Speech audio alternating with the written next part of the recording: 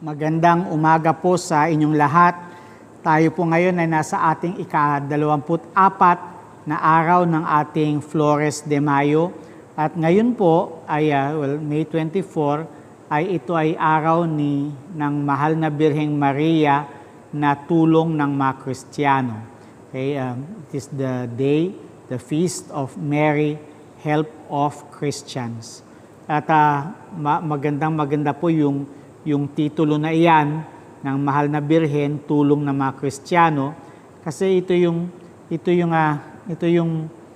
titulo na nagsasabi na ang Mahal na Birheng Maria ay tumutulong sa mga Kristiyano sa ating mga pakikibaka para sa ating pananampalataya. Okay? Madalas iniisip natin na ang title na Help of Christians ay associated kay Don Bosco.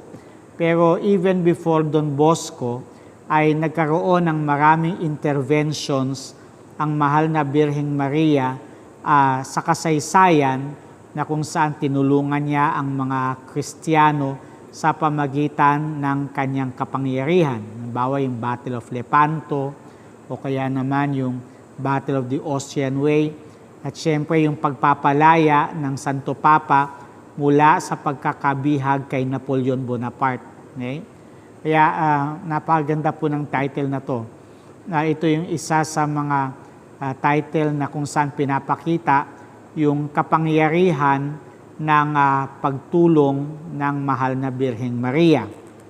Natapos natin ang ating unang bulaklak na inihandog sa Mahal na Birhen, ang isang bahagi, pagdarasal ng isang bahagi ng banal na rosaryo. Ngayon naman, tignan natin ang ating assignment sa araw na ito, yung pangalawang bulaklak na iaalay natin sa Mahal na Birhen. Ang assignment natin sa araw na ito ay ilaan sa dukha ang isang bahagi ng kakanin. Okay? So, share with the poor today a portion of your food. Okay? Share food with the poor. Okay? Bagay na bagay po ngayon, lalo tigit sa panahon ng pandemya, na kinakailangan natin na talagang magbahagi sa mga mahihirap ng ating kakanin dahil hindi naman nalilihim sa inyo na medyo laganap ang taggutom sa panahong ito, lalo tigit dun sa mga naka-quarantine. Laganap ang gutom sa panahong ito dahil marami ang hindi makapaghanap buhay, hindi kumikita ng pera, at hindi naman lahat ay naaabutan ng ayuda ng pamahalaan. Kaya maganda po yung alay natin sa araw na to ay magbahagi ng kakanin sa mga dukha. Okay po? So share your food with the hungry.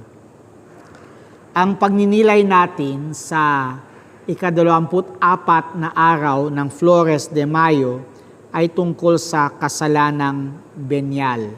So kadalasan naririnig natin sa mga pagninilay ni Padre Sevilla ang kasalanang mortal, okay? Mortal sin.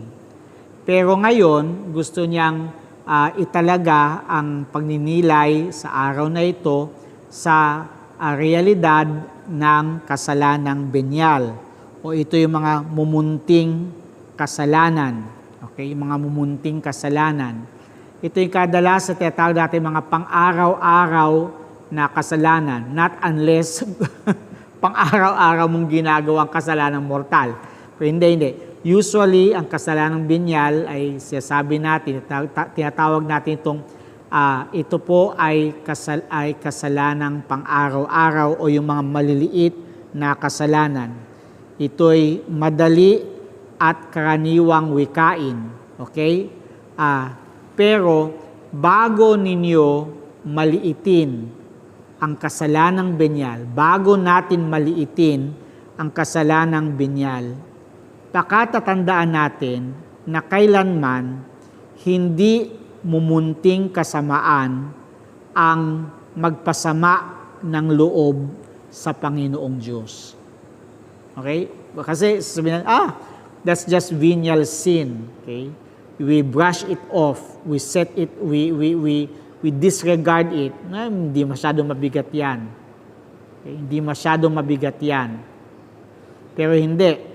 Never forget na kahit ang venial sins, ang kasalanang venial, ay hindi maaring tawaging munting kasamaan lamang.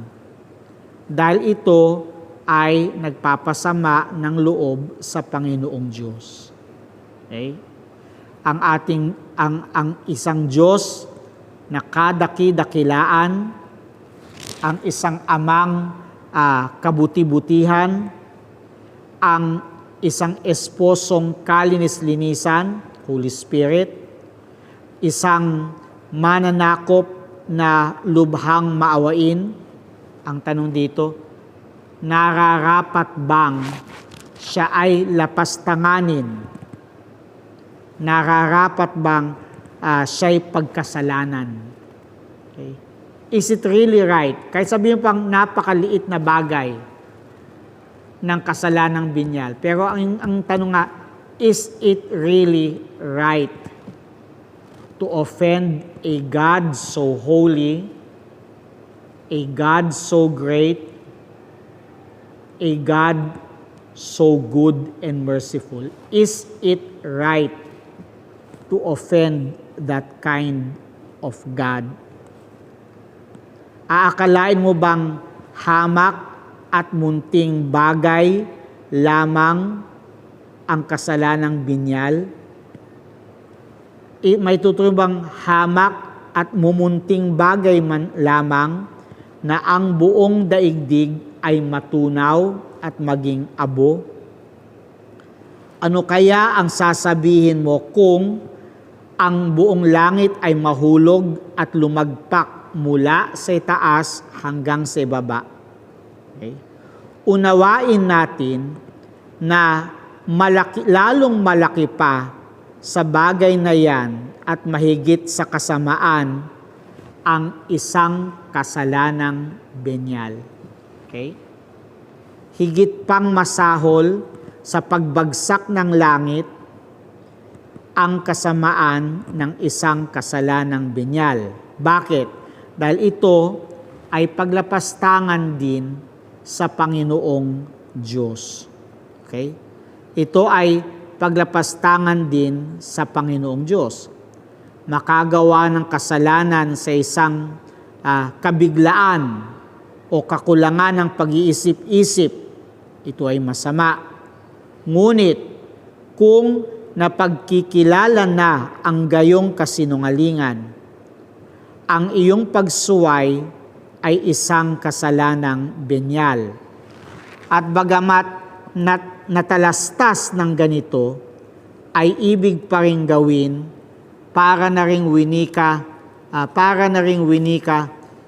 kinaluguran ko pa ang kasalanan na mahigit pa sa pagkakalugod ko sa Panginoong Diyos.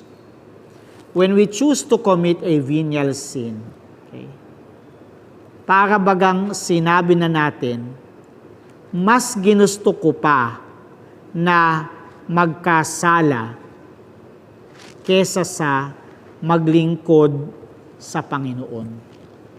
Okay? When we consent to a venial sin, when we do a venial sin, when we commit a venial sin, we say to ourselves, well, I have found greater delight in committing a sin than in serving God.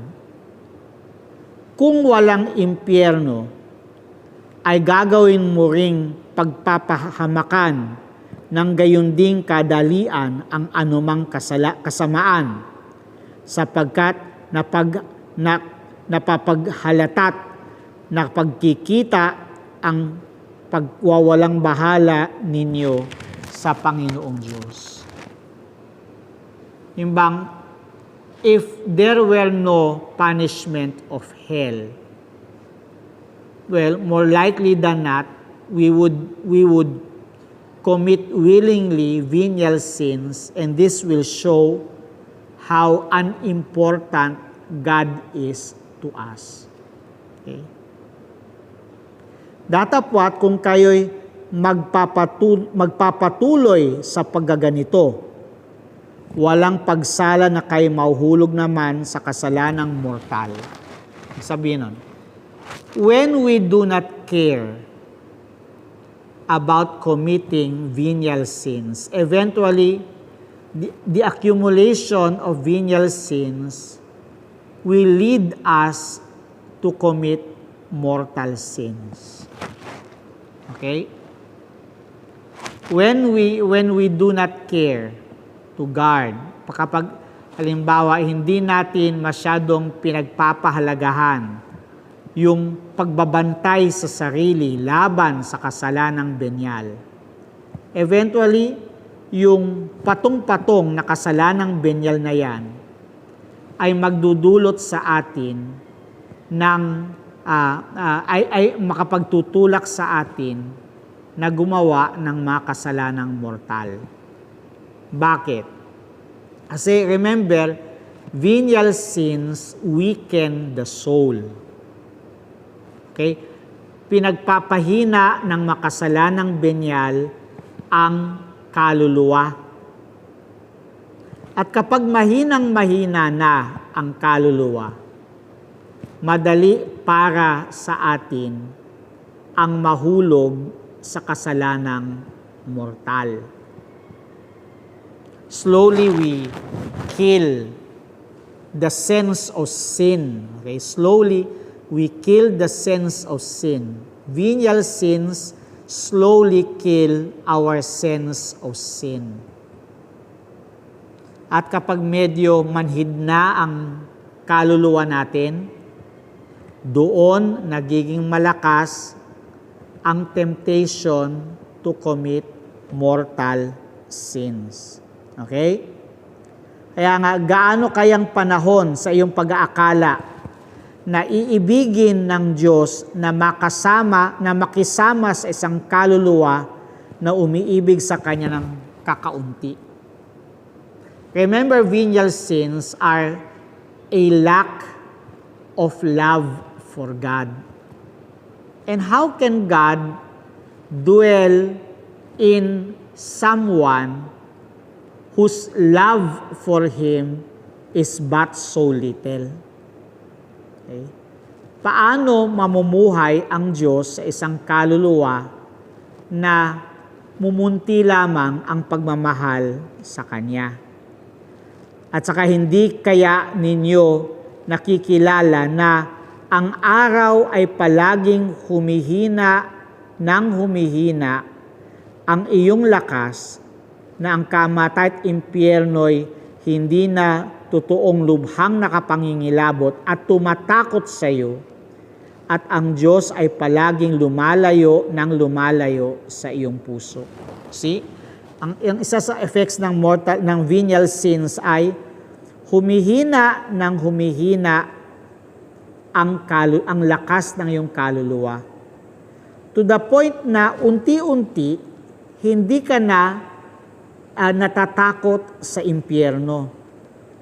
Hindi ka na natatakot sa kamatayan. You have lost your sense, your fear of God.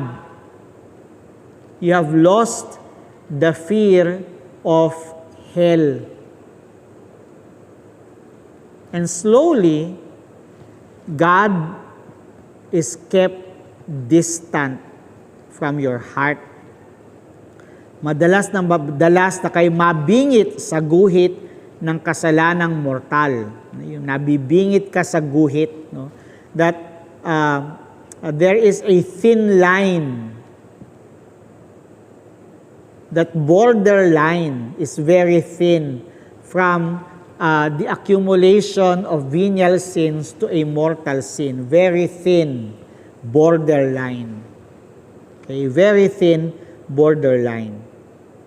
At hindi ninyo napagkikilala na kayo ay bumagsak na. And because that borderline of mortal sin is very thin, oftentimes we are not even aware of falling already into mortal sin. Sino ang nakatatalastas kung inyo nang nagawa? Ibig mong maligtas at palagi kang lumalakad at tumatabi sa labi ng banging kabubuliran. Okay? You want to be safe, pero ang hilig mo namang lumakad doon sa parang pinakadulo ng bangin. Mahilig kang mag-balancing act doon mismo sa pinakadulo ng bangin, and yet gusto mong maligtas. Mahirap yun, di ba?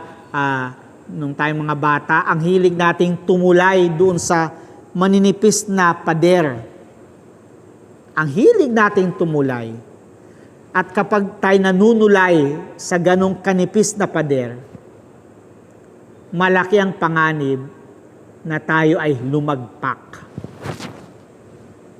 And then, you expect God to protect you. You expect God to save you. Okay? If you're really dead serious about your salvation, huwag kang manunulay sa gilid ng bangin. If we are dead serious about wanting to be saved, huwag manunulay sa gilid ng bangin. Okay? So halimbawa, ilang makamalian na tila magaan sa palagay at sa paningin dahil sa kakulangan ng pag-iisip-isip at pagwawari-wari o dahil sa kabataan ng pagkakamali ay nakapagbibigay ng ganong malaking kasamaan sa loob ng mahal na Birheng Maria. So sa labas ng isang pader ng simbahan ni San Pedro sa siyudad ng Dacia, may isang bultong larawan, although hindi maganda yung halimbawa niya, may isang bultong larawan ng mahal na Birhen, na sa harap ng larawang ito ay naglalaro ang ilang bata ng malabis na kalayaan at wala muntimang pakikimit paggalang. Yung kasalukuyang nagdarasal ang ilang nagdaraan doon, pero wala sila, nandun lang sila, naglalaro lang, na wala silang pakialam sa mga dumadaan at nagdadasal sa harap ng larawan ng mahal na Birhen. So pinakita ng mahal na Birhen ang kanyang kasuklaman, ang kanyang laking kasuklaman ng kanyang loob sa kawalan ng paggalang sa kanya. Kaya kumilos ang larawan at itinaas ang kamay na parang binabalaan ang mga naglalaro. Alam nyo, it sounds funny today. No? Itong mga bagay nito sounds strange to us today. Alam nyo bakit? Kasi we have lost all sense of the sacred. Okay? Nawala na natin yung sense of the sacred, yung pagiging sensitibo sa mga bagay na banal. To the point na halimbawa, minsan tayo nagdadaldalan sa loob ng kapilya, pero nandyan ang Blessed Sacrament. Okay? Kaya minsan, yung lugar na dapat ay lugar ng panalangin, picture tayo ng picture. Minsan, alam nyo yung dati nahihira tayo, pero ngayon parang kinukonsensya ngayon ako eh. Yung bang kapag halimbawa, pagkatas ng misa, may group picture sa harap ng altar, tapos may sisigan, oh, waki, waki, waki, waki. Tapos may waki pose. Nasarap kayo altar. Nasarap kayo ng Santissimo. Okay? O yung naging trending, yung nag-TikTok si Father at ang kanyang mga sakristan. Nakaabito, nakakasulya si Father, naka-istola, tan, tan, tan. Tanananan, to, sayaw ng sayaw sa harap ng altar. We have lost that sense of the sacred. No? Yung mga storyang ganito ni Padre Sibilya will really look very strange to us. Bakit? Kasi aminin natin, nawalan tayo ng pitagan sa mga lugar at bagay na may kinalaman sa kabanalan. So sinaway ng larawan, gumalaw yung larawan ng mahal na birhen para sawayin yung mga bata na naglalaro ng walang paggalang. At nakita ito, okay? Nakita ito ng isang bata at sinabi niya sa kanyang mga kaibigan, "Uy, hindi niyo ba nakikita na tinaas ng mahal na birhen ang kanyang kamay dahil naglalaro tayo sa kanyang harapan? At ang latay natakot nang makita ang milagro o himala at dali-daling nagsiuwi sa kanilang bahay. At sinabi ito sa kanilang mga magulang ang bagay na yon.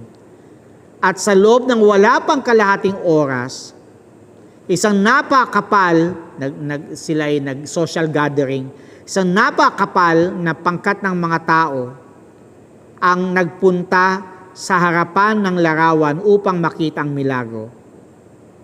At nang mangyarit mabayarat matumbasan ang yaong makakulangan ng paggalang at pagpipitagan sa mahal na birhen, ang ginawa ng ibang mga tao ay 8 araw na panay sila'y nagsasadyang dumalaw ng taos sa loob at puso sa mahal na birhen sa paghingi ng tawad sa kakulangan ng galang at pagpipitagan ng mga bata.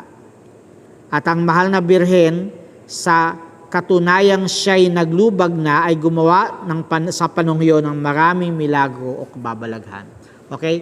So, you might not agree with the story of Father Sevilla, pero tandaan natin, perhaps the reason why we do not agree with this story is because we have already lost the sense of the sacred. Mga batang pinapayagan nating maglaro sa loob ng Adoration Chapel. Mga palakad-lakad sa loob ng simbahan na para bagang hindi ito lugar kung saan dapat manalangin sa Diyos. Okay? So, we have lost the sense of the sacred. At ito yung isa sa mga pruweba doon sa sinasabi ni Padre Sevilla. You accumulate and accumulate and accumulate venial sins, eventually it will lead to the loss of the sense of sin. Okay? Ito, di kalaunan, ay magdudulot ng pagkawala ng pitagan sa Diyos, pagkawala ng takot sa Diyos. And remember what Scripture says. Ang takot sa Diyos ang simula ng lahat ng karunungan. The fear of the Lord is the beginning of all wisdom. Okay? So, handog natin sa araw na ito, magtaglay ng natatanging kahinhinan sa loob ng simbahan. At iyuko ang ating mga ulo habang tayo ay nagdarasal. Okay? Konting kahinhinan sa loob ng simbahan. Konting finesse na pagkilos. Hindi basketball court ang loob ng simbahan. Hindi pasyalan ang loob ng simbahan. Bahay ito ng Diyos. Ang Panginoon ay nasa dambana. Ang Panginoon ay nasa altar. Konting kahinhinan lamang sa pagkilos, konting kahinhinan sa pagsasalita. Hakulatoria, munda me ab omni iniquitate sancta Dei genitrix. Linisin mo po ako sa lahat ng kasalanan, o santang ina ng Diyos. Let us pray. In the name of the Father, and of the Son, and of the Holy Spirit. Amen. We fly to thy patronage, O Holy Mother of God. In the present tragic situation, when the whole world is prey to suffering and anxiety, we fly to you, O Mother of God and our Mother, and seek your refuge under your protection. O Virgin Mary, turn your merciful eyes towards us amidst this coronavirus pandemic. Comfort those who are distraught and mourn their loved ones who have died and at times are buried in a way that grieves them deeply. Be close to those who are concerned for their loved ones who are sick and who, in order to prevent the spread of the disease, cannot be close to them. Fill with hope those who are troubled by the uncertainty of the future and the consequences for the economy and employment.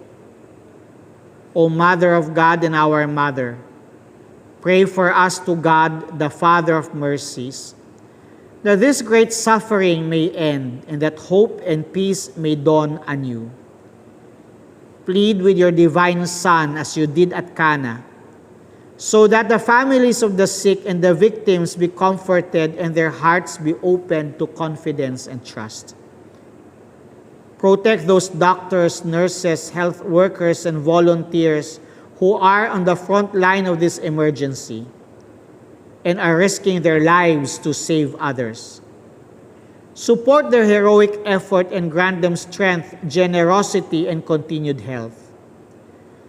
Be close to those who assist the sick night and day, and to priests who in their pastoral concern and fidelity to the gospel are trying to help and support everyone.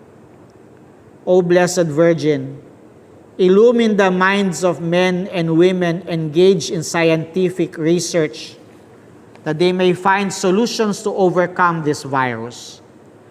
Support national leaders that with wisdom, solicitude, and generosity, they may come to the aid of those lacking the basic necessities of life and may devise social and economic solutions inspired by farsightedness and solidarity.